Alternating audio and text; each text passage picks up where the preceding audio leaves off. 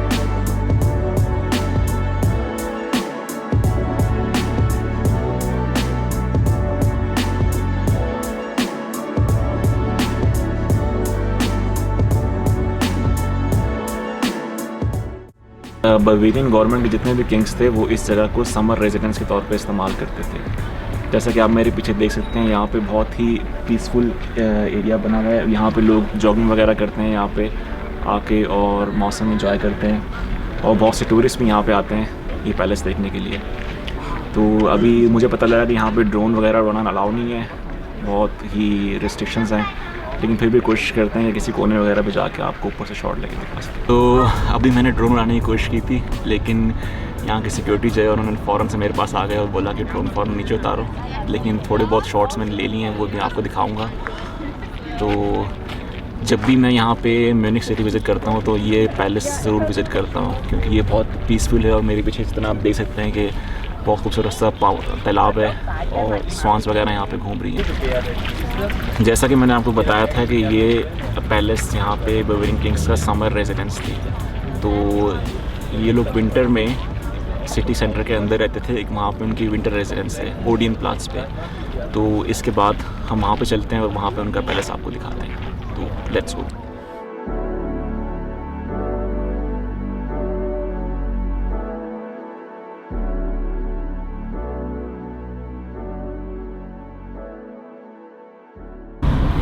अभी ये palace visit करने के बाद मैं जा रहा हूँ म्यूनिख के सिटी सेंटर की तरफ, जो कि यहाँ पे बवेरियन किंग्स का रेजिडेंस हुआ करता था, और वहाँ पे पार्लियामेंट वगैरह भी है।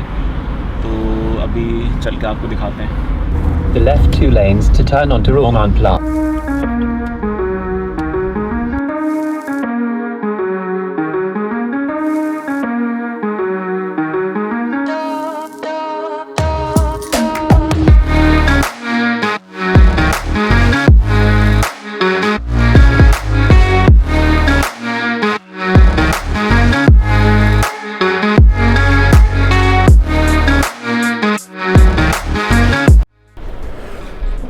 अभी मैंने अपने एक दोस्त को भी कॉल किया है, उसको मैं फ़ोन करके बुलाता हूँ। वो तकरीबन म्यूनिख में 2 साल से रह रहा है। और ब्रो क्या हाल है? बढ़िया, तू सुना किदा? मज़ेदार।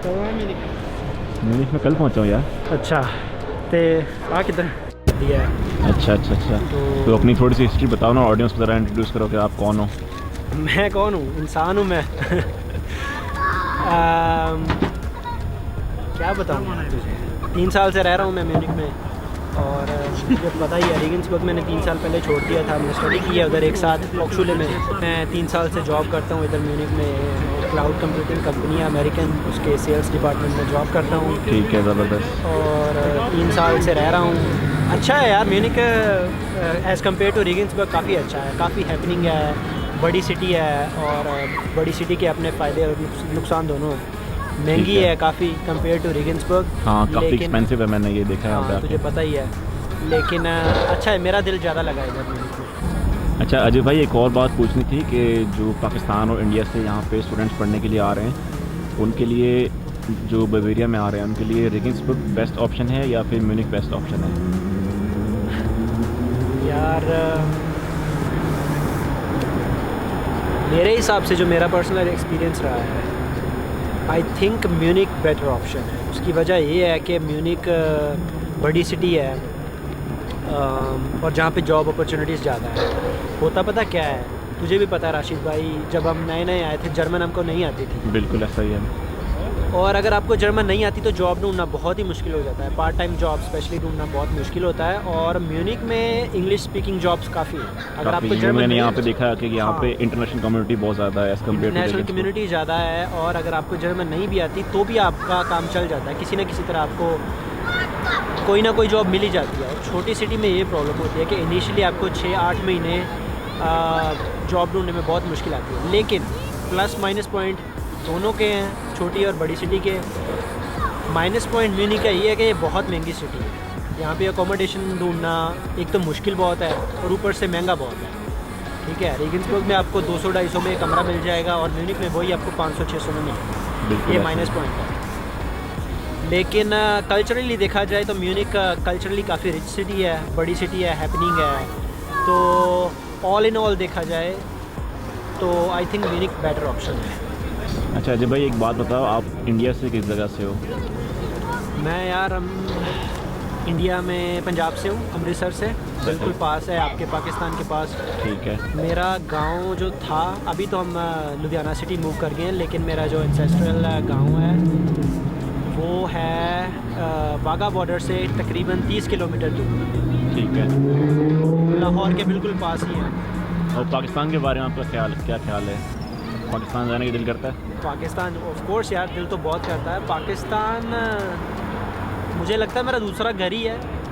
मैं उधर रहा भी नहीं हूँ पाकिस्तान में, फिर भी मुझे वो घर जैसा ही लगता है। हालांकि मैं उधर कभी गया नहीं हूँ, लेकिन उसकी वजह ये है कि मेरे जो नाना नानी थे उनका बर्थ पाकिस्तान का है, पाकिस्तान पंजाब का। अच्छा, ज़बरदस्त। तो इसीलिए मेरी तो बहुत दिली तमन्ना है यार कि मैं पाकिस्तान कभी जाऊँ और देखूँ। चलो इंशाल्लाह आपको लेके जाएंगे पाकिस्तान। ज़रूर यार, आई होप कि मुझे जल्दी मौका मिले और मैं जाऊँ, विज़िट करूँ अपने नानी नाना का घर वहाँ पे, और सारी जगह एक्सप्लोर करनी है। मुझे पता है कोई बहुत ज़्यादा डिफरेंस नहीं होगा। आप लोगों के भी ज़ुबान सेम है, आप लोग वहाँ पे पंजाबी बोलते हो, हम पंजाबी बोलते हैं, कल्चर सेम है, खाना सेम है, कोई ज़्यादा डिफरेंस नहीं होगा। लेकिन फिर भी मेरी बहुत एक डिज़ायर है कि मैं पाकिस्तान ज़रूर जाऊँ। जब मौका मिला आपको लेके जाएंगे पाकिस्तान ज़रूर। Thank you. चलें अभी चलते हैं फिर ओडियन प्लाट्स की तरफ। हाँ यार, टाइम काफ़ी हो गया। हाँ। तो अभी हम लोग किस तरफ जा रहे हैं भाई? अभी हम जा रहे हैं सबसे पहले मरीन प्लाट्स की तरफ। अभी हम हैं इस टाइम नोए हाउस स्ट्रासे पे। ठीक है। ये है म्यूनिक की one of the top shopping streets में से एक। सही है। और आगे थोड़ा सा चलेंगे तो आएगा पहले मरीन प्लाट्स, उसके बाद जाएंगे हम ओडियंस प्लाट्स।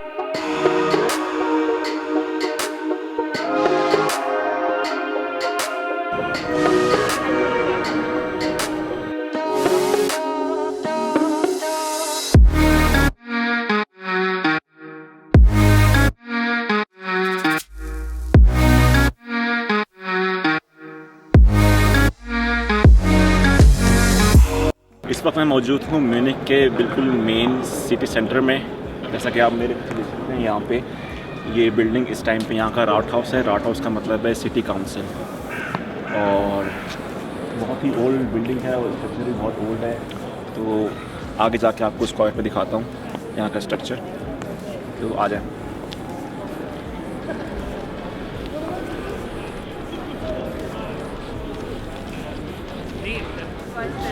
ये जो मेरे पीछे आप बिल्डिंग देख रहे हैं, ये 1903 में गॉथिक आर्किटेक्चर को कॉपी किया गया था, उसकी बेस पे ये बनाया गया था। और यहाँ पे इस टाइम पे तकरीबन 600 म्यूनिक के एम्प्लॉइज़ जो हैं वो काम करते हैं, और इस बिल्डिंग के अंदर 400 डिफरेंट रूम्स हैं। तो अभी हमारी कोशिश थी कि हम ऊपर जाएं और ऊपर जाकर आपको दिखाएं, लेकिन अभी कोरोना की वजह से ये क्लोज़ है और आज संडे भी है, तो हम आपको सिर्फ बाहर से दिखाते हैं। अभी हम हैं ओडियंस प्लाट्स, और पहले सबको ये दिखा, ये है रेजिडेंस। ये म्यूनिक के जितने भी किंग्स थे उनका पैलेस हुआ करता था, वो सारे यहाँ पे रहते थे। लेकिन जो मेरे पीछे वाली जगह है उसके बारे में कुछ बताना चाहता हूँ। वैसे तो ये जो बायर्न का किंग था लुडविग II, उसने ये बनाया था, लेकिन इसकी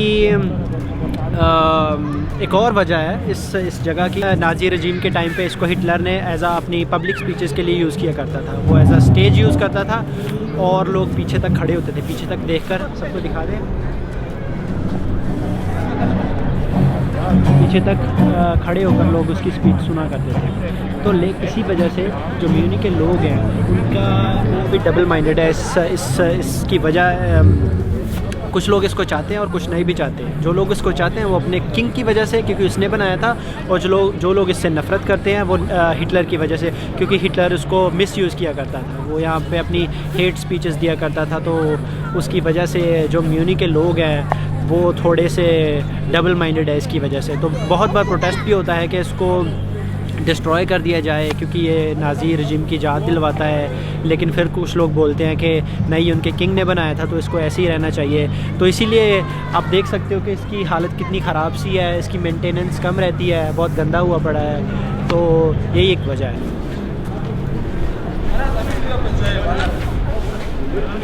भाई म्यूनिक के लोगों का मानना है कि अगर आप यहाँ पे आओ और इसके नोज़ को रब करो तो आप दोबारा म्यूनिक वापस फिर आओगे। अच्छा, हाँ, सही। तो इसकी वजह से ही आप देख सकते हो कि जो इसका नोज़ है वो इतना शाइनी है बाकी as compared to other parts of the face.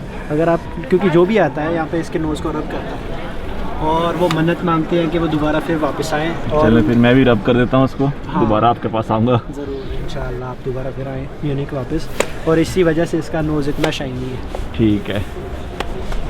तो अभी मैं जो है वो ओडियन प्लाट्स के ऊपर किंग रेजिडेंसी के अंदर हूँ।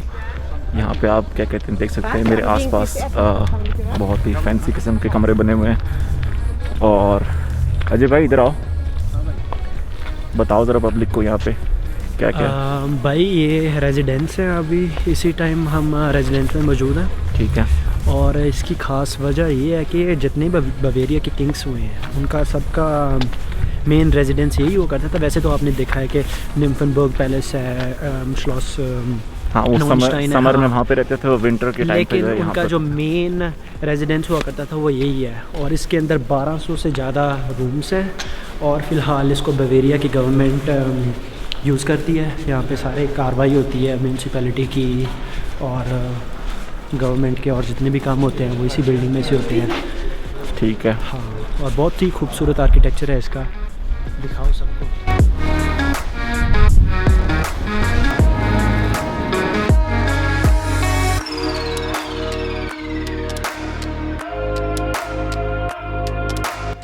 तो आज की वीडियो को यहाँ पे एंड करते हैं।